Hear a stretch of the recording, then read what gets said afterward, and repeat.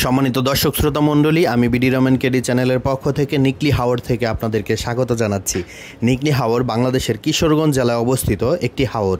এর নাম এসেছে নিকলি উপজেলা থেকে, যেখান থেকে হাওরটির উৎপত্তি হয়েছে।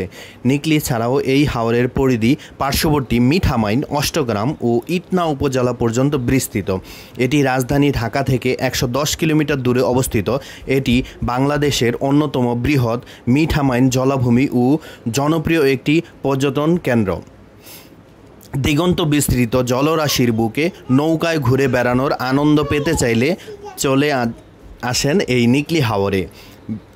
শীতে ভিন্ন এক সবুজ মাঠ ফসলের প্রকৃতি দেখতে যেতে পারেন কিশোরগঞ্জের এই নিকলি হাওরে। সবচেয়ে ভালো হয় এই বর্ষার সময় আসলে। আমরা যখন এসেছি তখন সম্পূর্ণ একদম পুরোপুরি বর্ষা ছিল, তাই আমি এই নিকলি হাওর আপনাদেরকে যতটুকু পারবো দেখানোর চেষ্টা করব আমার এই বিডি রহমান কেডি চ্যানেলের পক্ষ থেকে।